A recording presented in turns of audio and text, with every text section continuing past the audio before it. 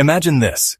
You're standing in a crowded room, surrounded by people laughing, talking, living their lives, and yet every single one of them, including you, is hiding a dark, primal instinct. An instinct so deeply wired into your brain that you've probably never even noticed it controlling you. What if I told you that every selfless act you've ever done, every kindness, every sacrifice, was secretly driven by something far more sinister?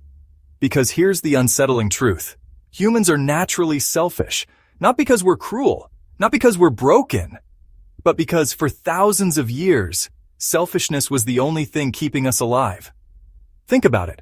When was the last time you did something purely for someone else with zero benefit to yourself? No satisfaction, no praise, no quiet sense of superiority? It's harder than you think, isn't it? That's not an accident, that's evolution, that's survival. And the most terrifying part? This hidden force shapes everything. Your relationships, your career, even the way you see the world. It lurks behind every decision, every betrayal, every moment of generosity that wasn't quite as generous as it seemed. So let me ask you this. Are you really in control? Or is your brain playing a game you don't even know you're losing? Because by the end of this, you'll never look at human nature the same way again. Picture this. You're standing in the ruins of an ancient world where the air is thick with the scent of damp earth and iron.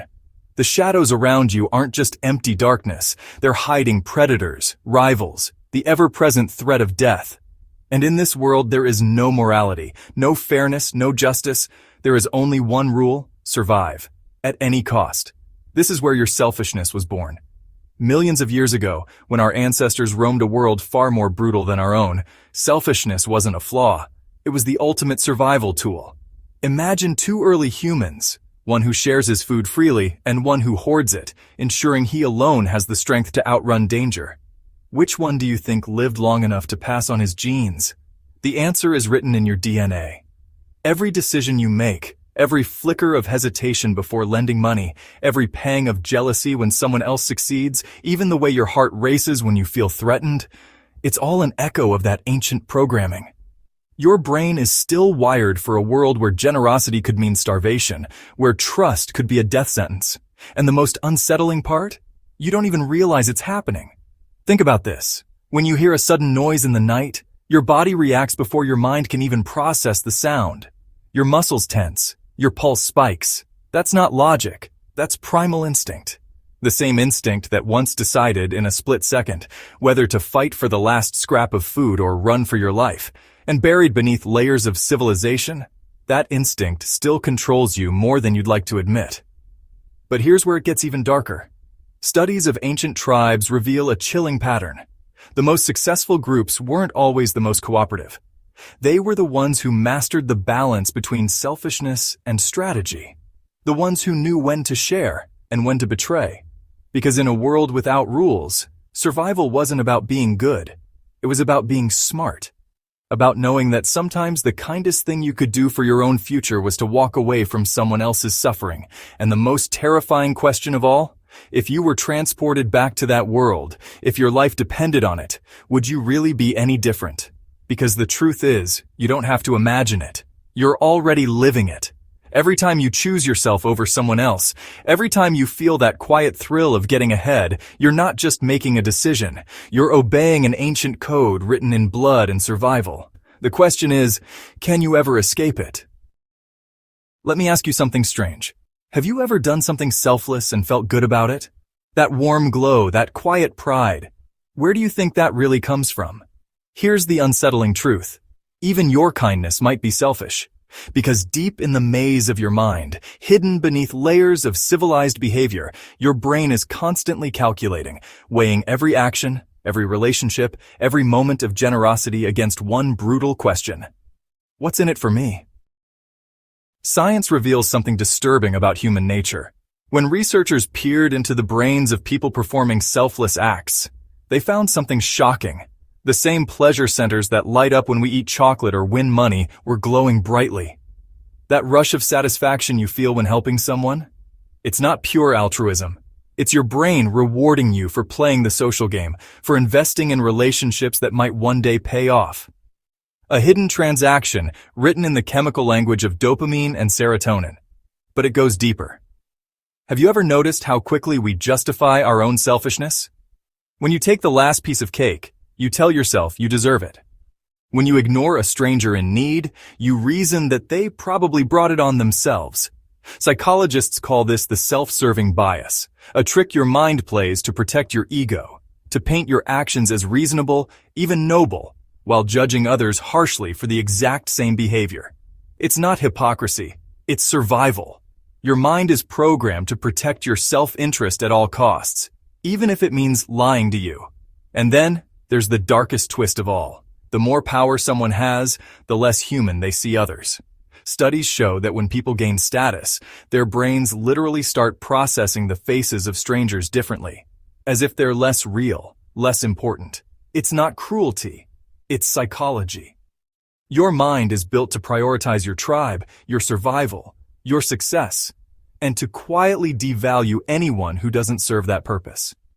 That's why it's so easy to walk past a homeless person, to ignore suffering halfway across the world. Not because you're heartless, because your brain is wired to care selectively when it benefits you. But here's what's truly chilling. This isn't just about individuals. Entire societies are built on these hidden calculations. Think about the last time you heard about some injustice. Did you rage against it, or did you scroll past, telling yourself it's not your problem? That hesitation, that mental shrug, that's not you being weak. That's thousands of years of evolution whispering, focus on your own survival. Let the weak fall. So I'll ask you again. When you help someone, when you resist temptation, when you force yourself to care, are you really rising above your nature? Or are you just playing a smarter, longer game? Because the most terrifying thing about selfishness isn't that it exists, it's that it's invisible. It's the shadow behind every good deed, the unspoken motive in every sacrifice. And the only way to outsmart it is to first admit it's there. Which makes you wonder, if even our kindness is selfish, what does that say about who we really are? Imagine this. You're sitting in traffic, late for an important meeting. Up ahead, a car tries to merge into your lane. Your grip tightens on the wheel. Your foot hovers over the gas pedal. For a split second, you consider speeding up, just enough to block them out. After all, why should they get ahead of you? Then just as quickly, the moment passes. You let them in. But that flash of resistance, that primal urge to put yourself first, where do you think that came from? This isn't just road rage. This is your ancient survival instinct colliding with modern life. And it's happening everywhere. In your relationships, your career, even in the way you move through the world. Because selfishness isn't some abstract concept. It's a silent puppeteer, pulling strings you didn't even know existed. Think about the last time you lied. Not a big lie, just a small one. Maybe you told a friend you were too busy to help them, when really, you just didn't feel like it. Or maybe you exaggerated a story to make yourself look better. On the surface, harmless. But dig deeper, and you'll find the same cold calculation our ancestors used when deciding whether to share food or hoard it for themselves. Your brain is still running the same cost-benefit analysis. What do I gain? What do I lose? And how can I come out on top? Nowhere is this more dangerous than in love. Studies show that even in our closest relationships, we unconsciously keep score. That time you listened to your partner vent about their awful day, you expected gratitude. That sacrifice you made for the relationship, you wanted something in return, even if you didn't admit it to yourself. And when the scales feel unbalanced, that's when resentment creeps in. Not because love is transactional, but because deep down, we're still wired to ask, what's in this for me? But here's where it gets truly unsettling. In workplaces around the world, a chilling pattern emerges. The people who rise fastest are often the ones most willing to put themselves first, to take credit for others' ideas, to smile while subtly undermining rivals. It's not because they're evil. It's because the system rewards selfishness, just like nature did thousands of years ago. The higher you climb, the more you realize playing nice might make you likable, but playing smart gets you power. And your DNA hasn't forgotten that lesson. Even more disturbing, how selfishness spreads like a virus through society. Picture a crowded subway. Someone litters. No one stops them. Why? Because calling them out requires effort, risk, with no guaranteed reward. So the trash stays on the floor. then another person drops theirs, then another, until what started as one selfish act becomes the new normal. This is how civilizations decay, not with dramatic collapses, but with millions of tiny betrayals, each one whispering, "Someone else will take care of it." But the most terrifying effect of all? How selfishness warps your very perception of reality. Research shows that when we want something badly enough, our brains literally rewrite the moral rules to justify getting it. That thing you deserve?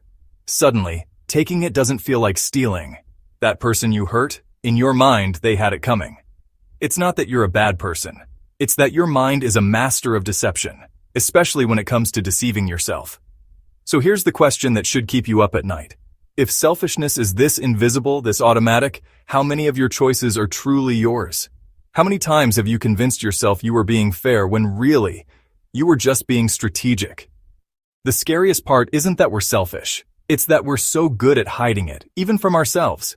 Which makes you wonder, in a world built on hidden self-interest, is anyone ever really who they claim to be? Here's a paradox that will haunt you. The most selfish thing you can do might be to be selfless. Think about the last time you went out of your way to help someone. That rush of warmth you felt, was it really about them, or was it about how good it made you feel? Studies reveal something unsettling.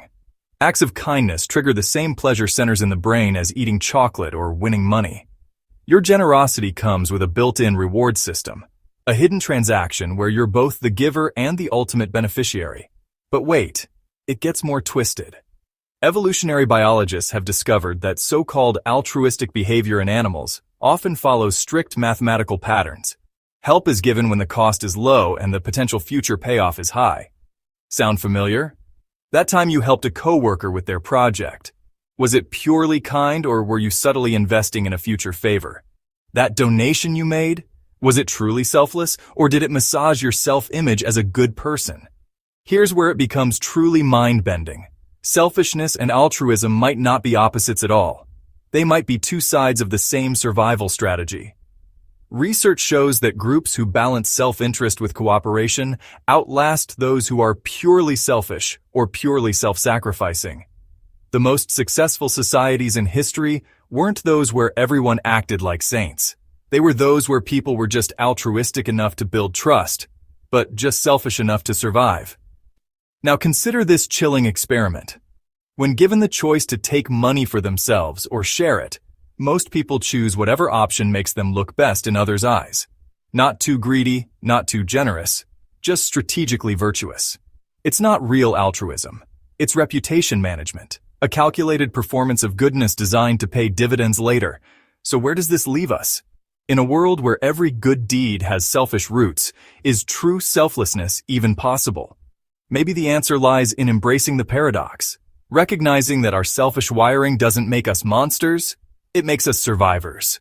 The real moral test isn't whether our actions are purely selfless, they never are, but whether we can use our self-interest to create something greater than ourselves. After all, the most breathtaking truth might be this: civilization wasn't built despite human selfishness, but because of it. Our need for status created art. Our hunger for connection built cities. Our selfish genes accidentally gave birth to love, to beauty, to everything that makes life worth living. So the final question isn't how to eliminate selfishness, but how to harness it. Because deep in our DNA, between the lines of ancient survival code, there's a revelation waiting. Maybe we're not selfish creatures pretending to be good. Maybe we're selfish creatures who discovered that being good is the most brilliant survival strategy of all. And that changes everything. So here's the uncomfortable truth you've been waiting for. You will never be truly selfless. None of us will. That fleeting moment of guilt you feel when you realize this, that's the last illusion crumbling. But before you despair, before you decide humanity is doomed by its own nature, consider this chilling twist. Maybe selfishness isn't our curse, but our secret weapon. Think about the last great act of human achievement you witnessed. A medical breakthrough. A work of art that took your breath away. A moment of unexpected kindness that restored your faith in people. Behind every single one lurked the ghost of self-interest. The artist craving immortality, the scientist hungry for discovery, the good Samaritan feeding their own need to feel significant. And yet, does that make the results any less beautiful? Any less meaningful? Here's what the research won't tell you. The most fascinating thing about human nature isn't that we're selfish. It's that we've somehow weaponized that selfishness to create symphonies and skyscrapers, to cure diseases and compose love letters. Our survival instinct has become so sophisticated that it's learned to thrive through connection rather than conflict, through creation rather than destruction. The same primal wiring that once made us hoard food now makes us build communities. The same calculating brain that measured every risk now calculates how to be remembered. So the question isn't whether you're selfish, you are in ways you're only beginning to understand. The real question is, what will you do with that knowledge? Will you let it make you cynical, seeing every act of goodness as a hidden transaction, or will you see the terrifying beauty in our design, that we've somehow turned survival into poetry, turned self-interest into something that, against all odds, looks an awful lot like love? This is the final revelation. You are, and always will be, a creature of cunning self-interest. But you are also something no ancient ancestor could have predicted. A being capable of taking that selfish spark and using it to light up the dark. The choice was never between selfishness and altruism. The choice is what kind of selfish you'll be, the kind that takes or the kind that builds. The kind that survives or the kind that truly lives. Look around you. The evidence is everywhere. The selfishness in your bones didn't just build empires, it built bridges. Didn't just create weapons, it created medicine. Didn't just protect individuals, it inspired them to protect each other. So go ahead, be selfish, but be selfish in a way that would make our ancestors' heads spin. Be selfish by creating a world worth surviving for. After all, what could be more brilliantly self-serving than that?